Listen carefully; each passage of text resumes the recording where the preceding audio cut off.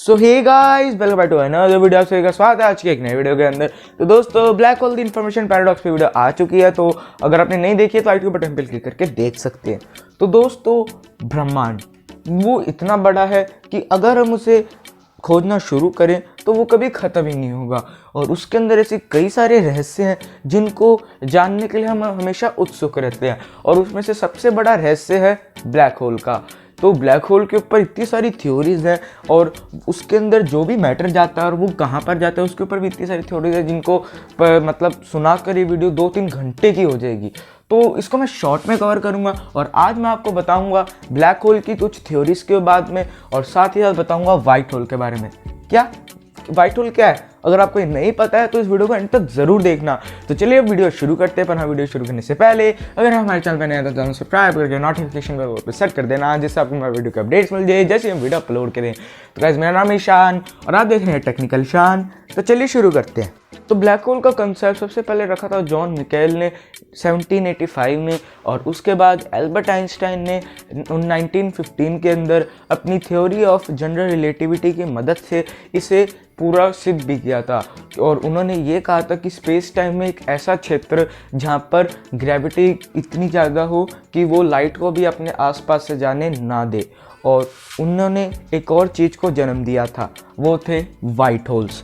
जैसे black hole सारे matter को अपने अंदर खींच लेता है और वो जो इन्फॉर्मेशन होती है वो कहाँ जाती है इसका हमें कुछ भी नहीं पता है, तो वैसे ही वाइट होल इसके विपरीत काम करता है। वाइट होल और ब्लैक होल बहुत सारे साइंटिस्ट मानते हैं कि दोनों एक दूसरे से जुड़े हुए हैं। जहाँ ब्लैक होल सारे मैटर को अंदर खींचता है, वहाँ वाइट होल सारे मैटर को वहाँ से बाहर निकालता है, और ये दो ब्रह्मांड में जाने का एक ज़रिया भी कहलाया जा सकता है। पर वाइट होल के अंदर हम नहीं जा सकते। उसके अंदर से मैटर तो निकल सकता है पर वहाँ से हम नहीं जा सकते हैं। तो दोस्तों, वाइट होल को जानने के लिए आपको ब्लैक होल के बारे में कुछ बेसिक इन्फॉर्मेशन होनी बहुत ज़रूरी है। वैसे तो मैंने उसके ऊपर वीडियो बना रखी है, पर आपको इस वीडियो में थोड़ा समझाने के लिए मैं आपको उसको वापस रिकैप करा देता हूँ। तो ब्लैक होल वो एक तारे के कोर के कोलैप्स होने के बाद बनता है। जैसे कि जो बड़े बड़े तारे होते हैं उनके जो कोर होती है उसके अंदर जब आयरन की मात्रा ज़्यादा हो जाती है तो उनकी जो रेडिएशन की और ग्रेविटेशनल पुल होता है उसका बैलेंस बिगड़ जाता है, जिससे उसका कोर कोलैप्स कर जाता है। और उसके अंदर दो कंडीशन बनती हैं, या तो वो न्यूट्रॉन स्टार बन जाए, या फिर उसकी डेंसिटी और ग्रेविटेशनल पुल ज़्यादा होने की वजह से वो एक इनफाइनाइट डेंस वाले ब्लैक होल में तब्दील हो जाए, जिसे हम द ग्रेविटेशनल सिंगुलैरिटी कह सकते हैं। और हम ब्लैक होल को नहीं देख सकते। हाँ, हमने उसकी एक फ़ोटो ले रही है, पर उसके बारे में हमें थोड़ा बिल्कुल भी ज़्यादा नहीं पता है। हम उसके सिर्फ जो भी हम स्क्रीन के ऊपर मतलब काले काले ये जो देखते हैं, ये दरअसल उनका इवेंट होराइजन होता है, जो कि उनके आप एक बाउंड्री लाइन कह सकते हैं, और उसके अंदर होती है सिंगुलैरिटी। ब्लैक होल के बारे में हमें कोई ज़्यादा इन्फॉर्मेशन नहीं है, और उसके अंदर क्या है यह हमें अभी तक बिल्कुल भी पता नहीं लगा है।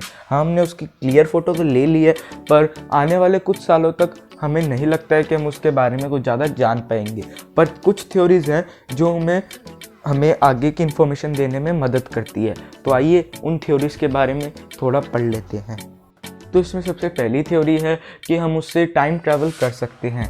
अगर हम ब्लैक होल के अंदर कोई निर्धारित रूप से कोई अच्छी तरह स्पेसशिप में जाएं तो हम उसके अंदर से दूसरे फ्यूचर या फिर पास्ट के अंदर पहुंच सकते हैं। पर ये थ्योरी मतलब ज़्यादा साइंटिस्ट नहीं मानते। और अब हम बात कर लेते हैं अपनी दूसरी थ्योरी के ऊपर। तो दूसरी थ्योरी ये है कि क्या पता कोई एलियन सिविलाइजेशन ब्लैक होल के अंदर उनका एक अलग ब्रह्मांड हो और वो वहाँ पर हमें रह रही हो, इसलिए वो हमें नहीं दिखती हो, क्योंकि ब्लैक होल मतलब लाइट को रिफ्लेक्ट नहीं होने देता, हो सकता है। और इसकी एक और थ्योरी है जो कि है वर्म होल। तो वर्म होल का मतलब है क्या पता ये कोई दो मतलब दूर तक जाने वाली जगहों को एक साथ जोड़ता हो। मान लीजिए हम यहाँ से अगर हम अपनी दूसरी गैलेक्सी एंड्रोमेडा जाना चाहते हैं, तो अगर हम ब्लैक होल से जाएं तो क्या पता हम उससे जल्दी पहुँच जाएं या कोई और जगह।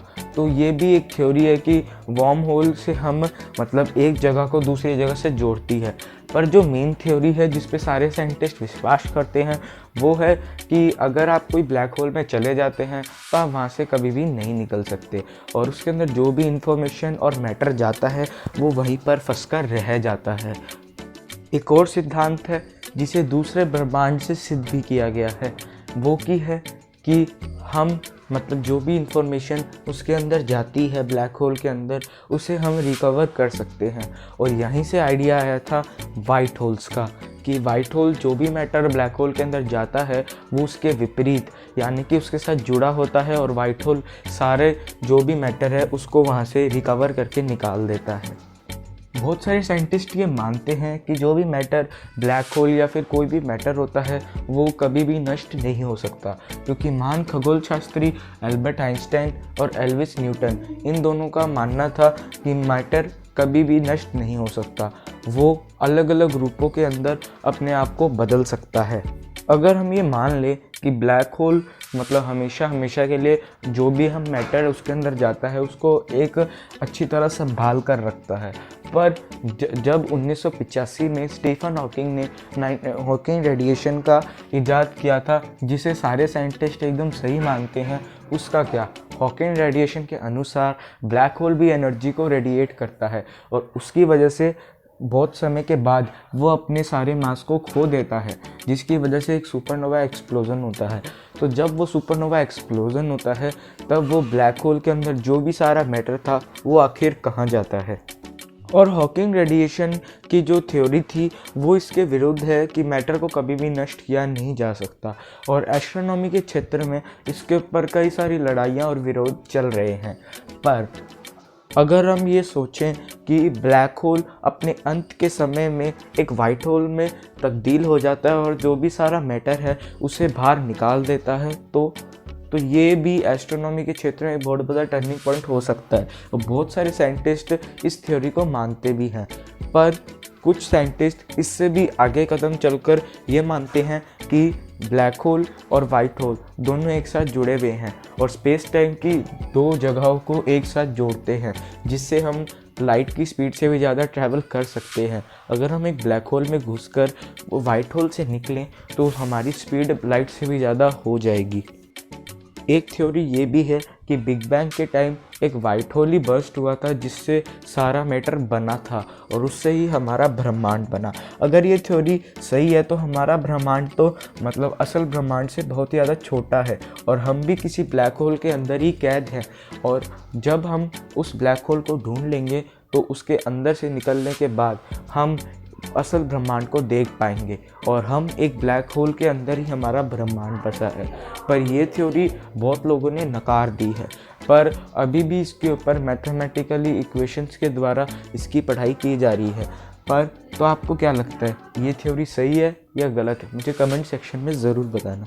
वाइट होल की थ्योरी को हमने हमेशा नकारा है और उसे हमेशा एक डैम थ्योरी बताकर छोड़ दिया था, पर बहुत सारी ऑब्जर्वेटरीज थी जिन्होंने इसके मतलब अंतरिक्ष में होने वाली अजीब अजीब घटनाओं को देखा और उनसे हमें परिचय कराया, जिसमें से सबसे बड़ी थी 2006 में होने वाला गामा बस्ट।